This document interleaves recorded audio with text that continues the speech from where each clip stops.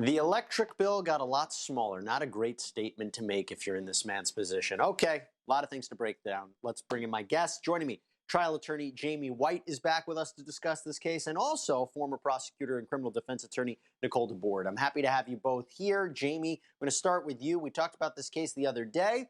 Now you hear the testimony of the defendant's daughter. Anybody, if I said this to somebody else outside, it would say, oh, she must have said something great to defend her father or something to show that he couldn't have done this. These kinds of comments allegedly attributed to him, now I see why the prosecution wanted her. What did you think about what she had to say? Certainly was not helpful to the defense. The question I think that has to be asked is, did that rise to the level of motive? I think we've seen throughout the course of this trial that the defendant is not a cordial man. While he appeared to have a decent relationship with his children, he wasn't the huggy, feely type. There's no question about that. So we've seen his crass comments really since the initiation of her disappearance. Whether that were comments that she's gone, not going to be found, despite the fact it was early on in the case. This behavior has been consistent. Is it motive of murder or the intent to commit murder? I think that's still a bridge too far for me, but this certainly was not a good witness for the defense.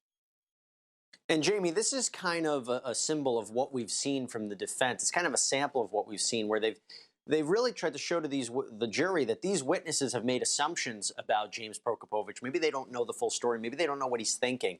And I'm curious if they've done an effective job at that based upon what you've seen and what we just saw. I think they have been effective. I do think they have fallen into a little bit of a trap of trying to prove things they don't have to prove. I'm not familiar as to whether or not this issue of the sludge ponds was ever dealt with in pretrial motions, but to me, with absolutely zero physical evidence associating him with that location, either by way of evidence on his truck or to the contrary, some sort of phone evidence showing that he was in the area, it seems to me that it's just a little opportune and almost irrelevant for the prosecution to be able to make this much of a presentation about something that there's no connection to. I mean, if someone worked on the docks repairing boats, would the ocean be a primary suggestion along the course of a trial as to where a dead body was located? I think it's been unfortunate that they allowed that to come in. With that said, he certainly has been effective at letting the jury know before closing that while this evidence is being presented, we can understand why you may see some relevance in it. At the end of the day, it just doesn't rise to the level, arguably doesn't rise to the level of beyond a reasonable doubt.